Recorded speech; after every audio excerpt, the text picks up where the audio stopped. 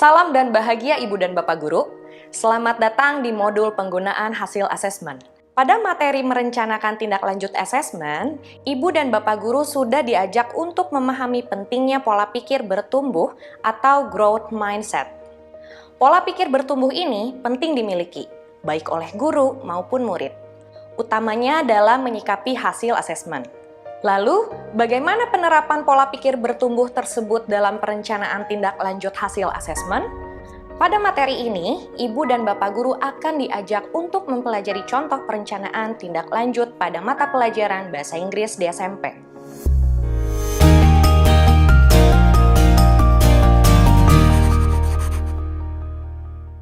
Ibu dan Bapak Guru, pola pikir bertumbuh diharapkan mampu mendorong guru dan murid untuk lebih menghargai dan memaknai setiap proses yang dilakukan dalam mencapai tujuan pembelajaran. Pada materi merencanakan tindak lanjut asesmen, disampaikan bahwa dalam menerapkan pola pikir bertumbuh, guru setidaknya harus memahami 7 hal berikut.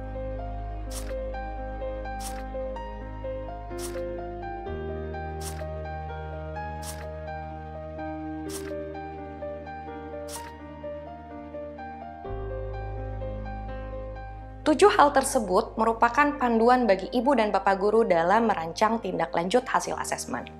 Selanjutnya, mari kita pelajari bagaimana penerapan pola pikir bertumbuh tersebut dalam melakukan perencanaan tindak lanjut hasil asesmen dalam pembelajaran Bahasa Inggris di SMP. Bu Aida adalah guru Bahasa Inggris di kelas 9. Dalam pembelajaran kali ini, murid diharapkan dapat merancang dan menulis teks tulisan deskriptif tentang produk khas daerah yang dimiliki atau disukai. Untuk mencapai tujuan pembelajaran tersebut, Bu Aida meminta murid membawa produk khas daerah yang mereka miliki atau sukai. Murid harus menuliskan deskriptif teks terkait produk tersebut dan menceritakan dengan intonasi dan pengucapan yang baik. Selama proses pembelajaran, Bu Aida menilai kompetensi murid secara menyeluruh. Penilaian sikap dilakukan melalui observasi dan penilaian antar teman. Adapun sikap yang ditekankan pada penilaian kali ini adalah sikap kerjasama dan disiplin. Penilaian pengetahuan dan keterampilan dinilai melalui teks yang ditulis oleh murid. Murid juga diajak untuk melakukan penilaian terhadap teks karya temannya dengan menggunakan rubrik yang sudah Bu Aida siapkan. Dari penilaian yang dilakukan, Bu Aida mendapatkan data sebagai berikut. Yang pertama, sebagian murid masih menyalin deskriptif teks dari internet dan diakui sebagai karyanya. Yang kedua, beberapa murid merasa tidak dilibatkan secara aktif selama proses pembelajaran.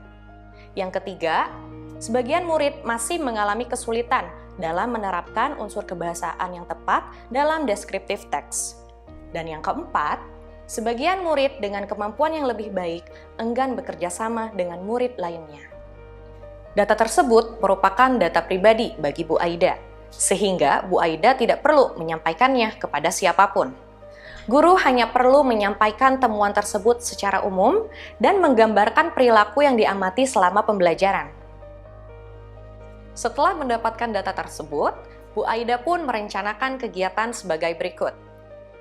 Yang pertama, mengapresiasi kinerja murid. Yang kedua, meminta umpan balik kepada murid, baik secara terbuka melalui kegiatan diskusi kelas maupun tertutup melalui angket terkait pelaksanaan pembelajaran.